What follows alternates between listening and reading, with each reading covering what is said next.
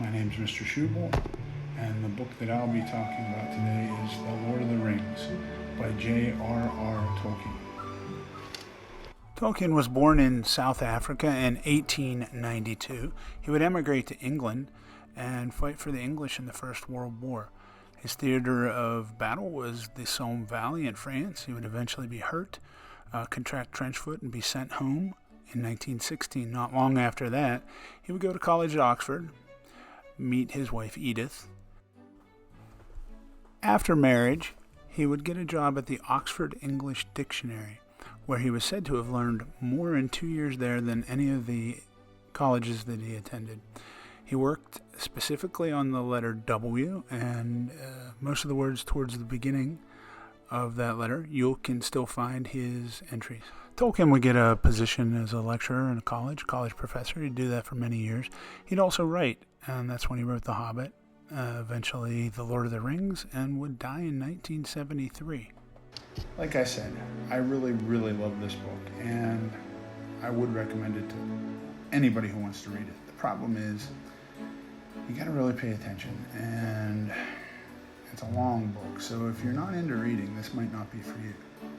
I would peg the ideal audience for it as a high school student or a college student, at least the first time you read it. If I were to rate The Lord of the Rings, I'd give it not 1 star, not 2 stars, not even 3 or 4 stars. Forget 5 stars. I'd give it 1 ring to rule them all. Lord of the Rings takes place in a place called Middle-earth. There are many different lands in Middle-earth, but the first one we'll talk about is the Shire, the home of the hobbits. The Shire is a place with verdant green fields, farms mostly, and that's kind of what a hobbit is. They're a person of the land, and all they want to do is eat. Frodo Baggins is the main character of this story. He's a young hobbit who's impressionable and eager for adventure.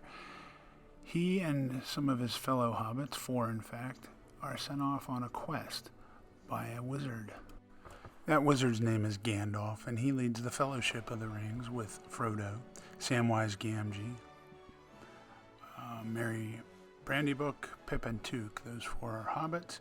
There are 2 men, Boromir and Aragorn, a dwarf named Gimli, and an elf named Legolas. The antagonist of this story is Sauron. He wants the ring back, and with the help of many minions, tries to stop the Fellowship. Eventually, it comes down to Sam and Frodo trying to destroy the ring at Mount Doom.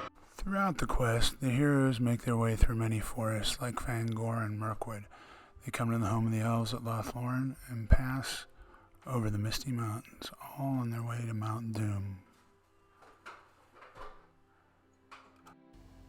As far as writing traits go, with The Lord of the Rings, I'd say Tolkien is very strong with his voice.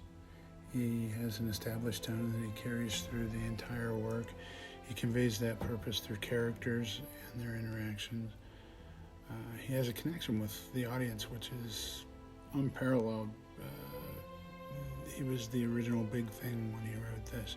Frodo Lives would be on buttons all across college campuses. People just loved the story, and it had a distinctive voice from Tolkien.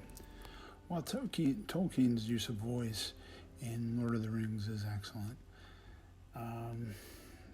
his ideas, his central ideas, are great as well. I fully believe that, but my main problem is the supporting details he puts into with his female characters. I think they're very weak. There are only 3 that you really know of name: Éowyn, Galadriel, and Arwen. They're mostly 2D characters. They believe in courtly love. Well, thank you for listening to my Flipgrid. But you never really see how that sits with them. I hope you pick it up I someday. believe that's a weakness to the book.